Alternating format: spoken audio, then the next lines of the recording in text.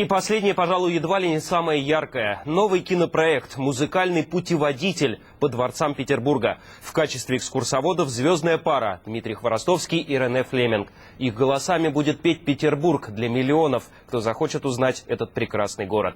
Подробнее о проекте Алексей Михалев.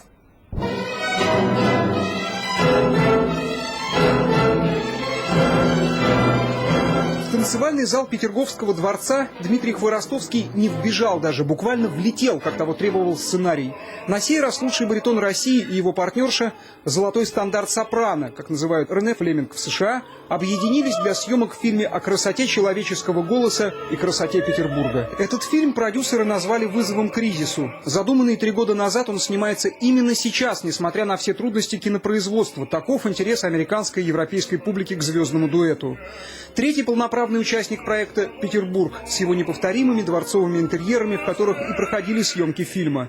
Это не только дуэт двух выдающихся артистов, но и тандем удивительно обаятельных гидов. Это какой-то такой, я не могу это назвать ликбезом, но с другой стороны, да, и ликбез тоже, потому что большинство американцев наверняка не знают, где находится Санкт-Петербург. Санкт-Петербург для них находится, Петербург находится в Соединенных Штатах Америки, во Флориде, по-моему, находится. Так что это будет очень большой прорыв. Рене Флеминг не первый раз выступает в роли телеведущей. Ее радио и телепрограммы популярны в США не менее, чем ее спектакли. Одна из немногих истинных суперзвезд нашего времени, так о ней пишет искушенная критика. Мать 2 детей, необычайно душевный человек, Рене Флеминг часто говорит об утонченности российской аудитории.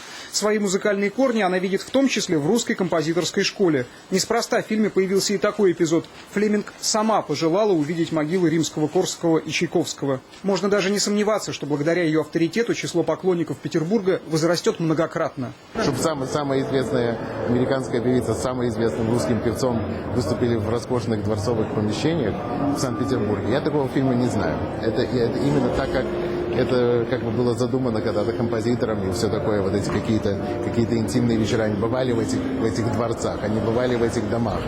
Зал Юсуповского особняка, Большой дворец в Петергофе, стрелка Васильевского острова, реки и каналы, Дворцовая площадь.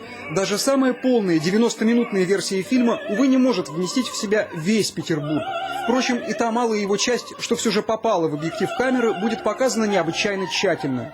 Фильм создан в содружестве 2 компаний – австрийской Moving Images и российской киностудии имени Горького, где, к слову сказать, в далеком 1915-м снимался первый в России музыкальный фильм. То есть это в своем роде возвращение к истокам, но на качественно ином уровне. Это очень сложно технологически, как я уже сказал, в первую очередь, и технически. Но самое главное, еще одна вещь, что не все позволяет акустически себя. Сегодня зал очень сложный на самом деле. Я бы хотел сказать, что для студии Горького это очень серьезная школа. Все музыкальные треки фильма записаны вживую, зачастую с первого дубля. В этом также уникальность проекта, которому еще предстоит длительная фаза сложного монтажа, благодаря которому романсы Чайковского и Рахманинова, арии из Евгения Онегина, Трубадура и Симона Баканегра зазвучат во всей красе, и что российская публика сможет оценить уже в начале следующего года.